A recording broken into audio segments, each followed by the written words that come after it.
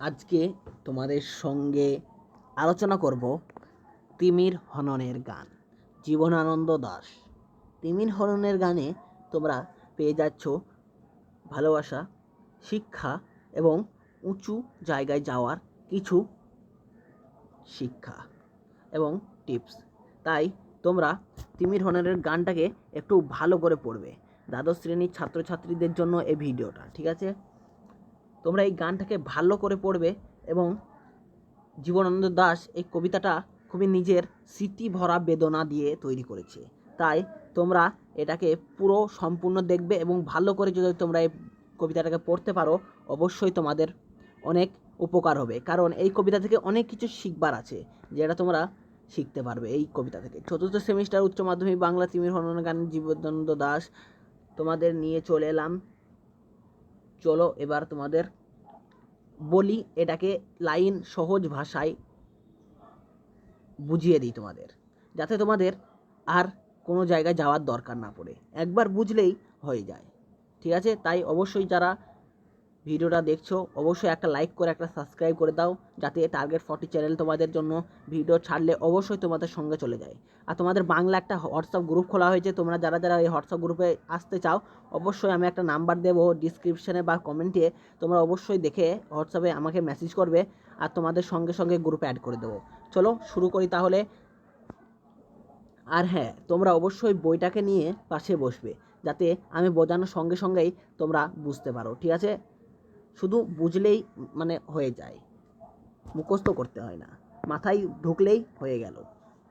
কোনো হ্রদে, কোথাও নদীর ঢেউয়ে, কোনো এক সমুদ্রের জলে পরস্পরের সাথে দুদণ্ড জলের মতো মিশে সে এক ভোরবেলা শতাব্দীর সূর্যের নিকটে। কোনো এক জায়গায়, কোথাও নদীর ঢেউয়ে, কোনো এক সমুদ্রের জলে পরস্পরের সাথে দুদণ্ড জলের মতো মিশে, পরস্পরের সঙ্গে মানে কবি ও তার কেউ ছিল সঙ্গে, ঠিক আছে? আমি এটা নাম নিচ্ছি না, তোমরা বুঝতে পেরেছো অবশ্যই। কেউ ছিল এবং তারা পরস্পরে জলের মতো মিশিয়েছিল এবং তারা খুবই সুখে দুঃখে একসঙ্গে পরস্পরের সঙ্গে ছিল। সমুদ্রের ঢেউয়ে হোক, জলে হোক, জায়গায় হোক, যেখানেই হোক, তারা পরস্পরের সাথে দুদণ্ড জলের মতো মিশেছিল। এবং সেই এক ভোরবেলা শতাব্দীর সূর্যের নিকটে, সেই এক ভোরবেলায় তাদের সূর্যের নিকটে মানে শতাব্দীর সূর্যের নিকটে, মানুষের কাছে যে মনের যে কাছে থাকে সেটাই আমাদের জীবনের আলোড়ন,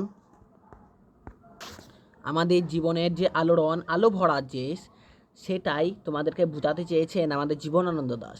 বলেছে আমাদের জীবনের আলো, সেই আলোগুলো আলোকিত করাই আমাদের যে কাজ, যে মানুষের সঙ্গে মানুষের যে প্রেম, যে ভালোবাসা, যে মানুষের সঙ্গে যে আমরা একই দেশের মানুষ, তাদের সঙ্গে পরস্পরের প্রতি যে ইচ্ছা অনিচ্ছা, সেগুলোকেই আমাদের এইখানে কবি বোঝাতে চেয়েছেন। হয়তো বা জীবনকে শিখে নিতে চেয়েছিল জীবনানন্দ দাশ, কিন্তু তা নিশ্চয়ই কোনো কারণবশত হয়নি। সেই জন্যই বলেছিল শিখে নিতে চেয়েছিল, কিন্তু শিখতে সে পারেনি। কেন, কিসের জন্য? অন্য এক আকাশের মতো চোখ নিয়ে সে জীবনানন্দ দাশ আমরা হেসেছি, আমরা খেলেছি। অন্য এক আকাশের মতো চোখ নিয়ে এসছে, তুমি বুঝতে পেরেছো? মানে এতটাই তার মানে গভীর যে মানে বেদনাদায়ক কথা এবং ভাষা, নিজের যে মনের ব্যাকুলতাটা, সেটাই জীবনানন্দ দাশ শিক্ষা নিতে চেয়েছিল। কিন্তু সে জীবনানন্দ দাশ শিক্ষা নিতে পারেনি। আকাশের মতো বড় বড় চোখ করে তিনি দেখেছে আকাশটাকে, চিনেছে দেশটাকে, মানুষের মধ্যে যে মানুষের ভালোবাসা সেটাকেই তুলে ধরার চেষ্টা করেছে কবিতার মাধ্যমে জীবনানন্দ দাশ। বলেছে আমরা হেসেছি, আমরা খেলেছি একসঙ্গে, স্মরণীয় উত্তরাধিকারী। তিনি সেটাকে মনে করেছেন এবং তার গ্লানি নেই, সেই ভেবেই সে একদিন ভালোবেসে গেছে। তার কোনো অসুবিধা হয়নি যে ভালোবাসতে, মানুষের প্রতি মানুষের যে ভালোবাসা সেটাকেই মানুষ টিকে থাকতে জানে না। সেই জন্য জীবনানন্দ দাশ বলেছেন যে গ্লানি নেই, কোনো দুঃখ নেই, কষ্ট নেই, শুধুই মানুষের প্রতি মানুষের যে ভালোবাসা সেটাকে টিকিয়ে রাখাই একটা মানুষের প্রতি আর একটা মানুষের কাজ। জীবনানন্দ দাশ সেই ভালোবাসাটাকেই বাঁচানোর জন্য আমাদেরকে বলেছেন যে সকলে মিলেমিশে একসঙ্গে থাকো, যাতে তোমরা জীবনটাকে উপভোগ করো এবং জীবনটাকে চিনো, জানো সকলের মধ্যে যে সকলের মেলামেশা ভাব, মনের ভাব, গ্লানি, তোমাদের যে ভালোবাসা, সেটাকেই জীবনানন্দ দাশ নিজের কবিতার প্রতি তোমাদের প্রকাশিত করতে চেয়েছেন। একদিন সবাই চলে যাবে, সবাই মরে যাবে, কিন্তু এই যে মানুষের প্রতি মানুষের ভালোবাসাটা সকলের মধ্যে রয়ে যাবে, ঠিক আছে? তুমি যদি কোনো নাম কামাও, নাম বাড়াও, ঠিক আছে, সেটা কার লাভ? কে চিনবে মানুষকে? জীবনানন্দ দাশ যেমন এই কবিতাটা লিখে গেছে, জীবনানন্দ দাশকে যেমন আমরা চিনতে পারছি এই কবিতার মধ্যে, তেমনি তোমাদেরকে কেউ না কেউ, তোমরাও কিছু না কিছু হবে, সেই মাধ্যমে তোমাদেরকে চিনতে পারবে। কিন্তু জীবনানন্দ দাশ এই পৃথিবীটাকেই চিনতে পারেননি, চিনতে চেয়েছিল কিন্তু চিনতে পারেননি, ঠিক আছে? সেই সব রীতি আজ মিতের চোখের মতো, তবু তারার আলোর দিকে চেয়ে নিরলক। মানে সেই সব রীতি, যেসব রীতি আজ মৃত্যুর চোখের মতো, মানে সেই সব রীতি আজকে হারিয়ে গেছে, রীতি আজকে তোমাদের নেই, মৃত্যুর চোখের মতো, যেটা মৃত্যু হলেই যেমন সব কিছু শেষ হয়ে যায় না, সব কিছু মানে তুলে ধরা যায় না, সেরকম বলতে চেয়েছেন যে সব রীতি আজ মৃত্যুর চোখে মতো, তবু তারা আলোর দিকে চেয়ে নিরলক। সব কিছু চলে যাওয়ার পথে, সব কিছু হারিয়ে যাওয়ার পথে, কিন্তু তাও নিজের আশা ভরসা মনের মধ্যে থেকে তারা যেতে দেয় না। কিছু করতেই হবে সেই আশা নিয়েই মানুষ এখনো পর্যন্ত বেঁচে থাকে। যাদের মনে আশা আছে তারা অবশ্যই সফলতা আছে। রীতি আজ মৃত্যুর চোখে, কিন্তু আলোর দিকে চেয়ে তারা হয়তো পিছিয়ে হটে এসেছে, কিন্তু তারা আবার সেই মনের আশা নিয়ে তারা আগে বাড়ানোর চেষ্টা করছে, বাড়াবার মানে আগে বেড়ে যাওয়ার চেষ্টা করছে নিরলকে। হেমান্তর প্রান্তরের তারার আলোক সেই যে টেনে আজও খেলি। বলছে হেমান্তর প্রান্তরে, এক দেশ থেকে আরেক দেশে তারার যে আলোক, সেই জের টেনে, সেই মানে জের বলতে গেলে সেই যে জিনিসটাকে আমরা মনে করেছিলাম, সেই জিনিসটাকে আবার মনে করে আজও খেলি। সূর্যলোক নেই তবু সূর্যলোক মনোরম, মনে হলে হাসি, আবার সতই বিমর্ষ হয়ে ভদ্র সাধারণ। বলছে সূর্যলোক নেই, ঠিক আছে, তবুও সূর্যলোক মনোরম মনে হলে হাসি। মানে সেই সব মজা আর নেই, সেই সব জিনিস, সেই সব মানে জিনিস, তোমাদের যে খুশি হাসি ছোটোবেলাকার স্মৃতি সেগুলো আর নেই, কিন্তু তাও যদি মনে হয় তোমাদের, তাও তোমরা হাসো। সেই কথাটাই জীবনানন্দ দাশ এখানে তুলে ধরতে চাইছে তোমাদের সামনে। স্মৃতি বিমর্ষ, বিমর্ষ মানে সকলেই জানো, হয়ে ভদ্র সাধারণ, স্মৃতি বিমর্ষ হয়ে ভদ্র সাধারণ, চেয়ে দেখো তবু সেই বিষাদের চেয়ে আরও বেশি কালো কালো ছায়া।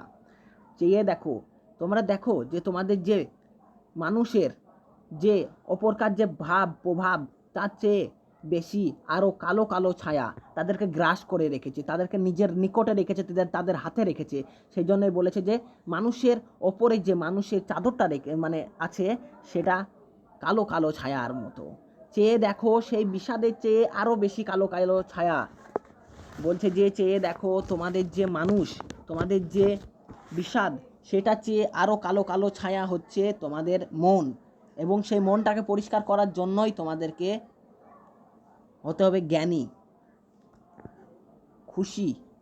লঙ্গরখানার অন্ন খেয়ে মধ্যবিত্ত মানুষের বেদনার নিরাশার হিসেব ডিঙ্গিয়ে নর্দমার থেকে শূন্য ওভারব্রিজে ওঠে নর্দমায় নামে। বলেছে লঙ্গরখানার অন্ন খেয়ে, এমন কিছু মানুষ থাকে যাদের দিন কাটে না, দিন রাস্তার দিকে ফুটপাতে কিছু খেয়ে না খেয়ে রাত্রি দিন চলে যায়, ঠিক আছে, এমন কি রাস্তায় তাদের ফুটপাতেও শুয়ে থাকতে হয়। সেই জন্য বলছে মধ্যবিত্ত মানুষেরা বেদনার নিরাশার হিসেবে ডিঙ্গিয়ে, বড় বড় লোক নিজের বাড়ির ছাদের নিচে থাকে, নিজে ভালো ভালো খাবার খেয়ে পোশাক পরিচ্ছদ পরে ঘুরে বেড়ায় গাড়িতে, সেই আমাদের মধ্যবিত্ত লোক কিছু লঙ্গরখানার খাবার খেয়ে নিরাশার চোখে একটা বেদনার চোখ নিয়ে ঘুরে বেড়ায়, এবং তাদেরকে রাস্তার ফুটপাতে তারা কোনো ওপরের ছাদ পায় না, তাদের কোনো ওপরের যে খাবার দুটি পাবে মানুষের কাছ থেকে সেটাও পায় না।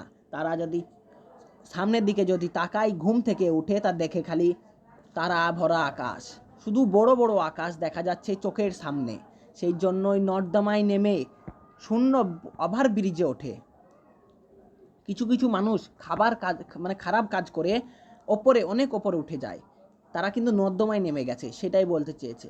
ফুটপাত থেকে দূরে নিরুত্তর ফুটপাতে গিয়ে নক্ষত্রের জ্যোৎস্নায় ঘুমাতে বা মরে যেতে জানে, ওরা সবই ওই পথে, তবুও মধ্যবিত্তদের জগতে। মানে বুঝতে পেরেছো যে বলতে চাইছি যে ফুটপাত থেকে যে দূর নিরুত্তর, মানে যার কোনো খোঁজ পাওয়া যায় না, ফুটপাতে গিয়ে নক্ষত্রের জ্যোৎস্নায় ঘুমাতে বা মরে যেতে জানে, এরা সবই এই পথে আবার ওই পথে। যারা দুটো ভালো খাবার খায়, যারা কোনোদিন খেতেও পায় না, যেমন বড় লোকরা ভালো করে খাবার খেয়ে পেট পুরে তোমার গাড়িতে ভালো ভালো জামা কাপড় কিনে ঘুরে বেড়ায়, কিন্তু একটা মধ্যবিত্ত মানুষ কি করবে? তার কিছু করার নেই, তার দিলে দিলে মনের বেদনা জমে আছে আর তাকে ভিক্ষা করে খেতে হয়। তাহলে কিন্তু মানুষ বলছে যে সেই যে এক ওপরওয়ালা আছে তার কাছে কিন্তু সবাই সমান, ঠিক আছে? এরা সবই এই পথে আবার ওই পথে, তবুও মধ্যবিত্তদের জগতে তবুও তারা ওপরওয়ালার কাছে সকলেই সমান। আমরা বেদনাহীন অন্তহীন বেদনার পথে, কিছু নেই তবু এই জেড টেনে খালি, ঠিক আছে? আমরা বেদনাহীন, যারা মধ্যবিত্ত মানুষ বেদনাহীন অন্তহীন বেদনার পথে, মানে দুঃখ ভরা জনের পথে, কিন্তু কিছু নেই, সেই সবে কিচ্ছু নেই, তবু এই জের টেনে যাচ্ছি। চিরকাল সূর্যলোক প্রজ্ঞাময়, সূর্যলোক প্রজ্ঞাময় মনে হলে হাসি, জীবিত বা মৃত রমণীর মতো ভেবে অন্ধকারে ভাসি। সূর্যলোক প্রজ্ঞাময় মনে হলে হাসি, আবার জীবিত বা মৃত রমণীর মতো অন্ধকারে ভাসি। তাই বলেছে যে মহানগরীর মৃগা নাভি ভালোবাসি, তিমির হননে তবু অগ্রসর হয়ে। আমরা কি তিমির বিলাসী? আমরা তো তিমির বিনাশী হতে চাই, আমরা তো তিমির বিনাশী।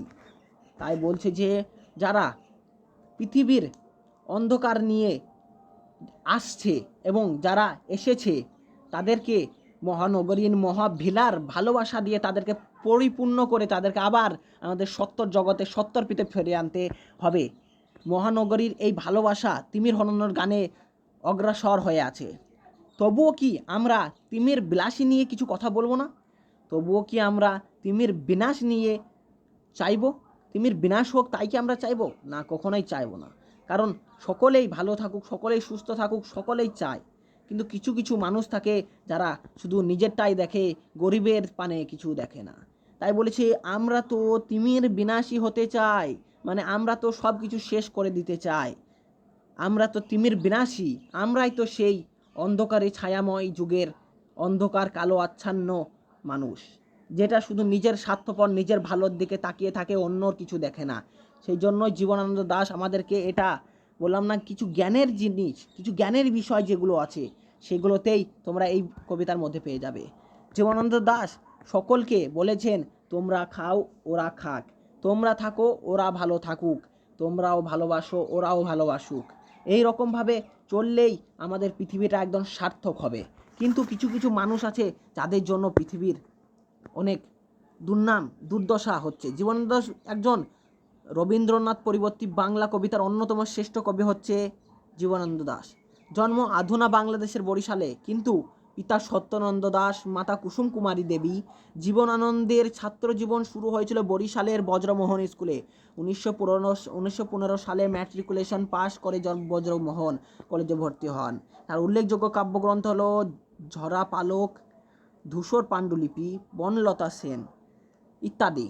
সর্বাধিক পরিচিত উপন্যাস মাল্যবান। এগুলো কেন বলছি তোমাদেরকে, কেন বলছি এগুলো নিশ্চয়ই কারণ আছে, অবশ্যই বলবো, একটু ধৈর্য ধরো। কবি জীবনানন্দ তার জীবন দশায় কোনো স্মৃতিকে পাননি। মৃত্যুর পর ভারত সরকার কর্তৃক সাহিত্য একাডেমি পুরস্কারে ভূষিত হন। এই কবিতাটি 60টি তারার তিমির কাব্যগ্রন্থের অন্তর্গত। একটা দেখো, তিমির হননের গান। তিমির তিমির মানেই একটা তিমি মাছের মতো নাম, ঠিক আছে? কিন্তু এটা যে একটা হাঙ্কারি, যেটা মানুষ খক প্রাণী, তার নাম দিয়েই কেন হয়েছে? অবশ্যই এটা কোনো একটা ডাউট আছে, অবশ্যই এটার গভীরতা আছে অনেক। তিমির হননের গান, যে মানুষকে, যে মানুষকে খেয়ে নিচ্ছে, মানুষের পরোয়া করছে না, মানুষকে দেখছে না, সেগুলোই বোঝাতে চেয়েছেন। আর তোমাদেরকে এগুলো কেন বললাম, যে 60টি তারা তিমির কাব্যগ্রন্থের অন্তর্গত জীবনানন্দ দাশের এই কবিতাটি। জীবনানন্দ দাশ যখন তোমরা পরীক্ষার খাতায় লিখতে যাবে, একালা একালা লিখতে হবে তোমাদেরকে। এইবার পরীক্ষার খাতায় যখন লিখতে যাবে তখন দেখবে অবশ্যই তোমাদের নিজে হকে লেখার জন্য নিশ্চয়ই জীবনানন্দ দাশ কত সালে জন্মগ্রহণ করেছিলেন, এই কবিতার কোন শ্রেষ্ঠ কবিতার অন্তর্গত, কোন কবিতার কাব্যগ্রন্থ থেকে নেওয়া হয়েছে, তোমাদেরকে এগুলো নিজে নিজে লিখতে হবে। তিমির হননের গানের কে রচয়িতা? জীবনানন্দ দাশ। এগুলো অবশ্যই তোমাদেরকে লিখতে হবে।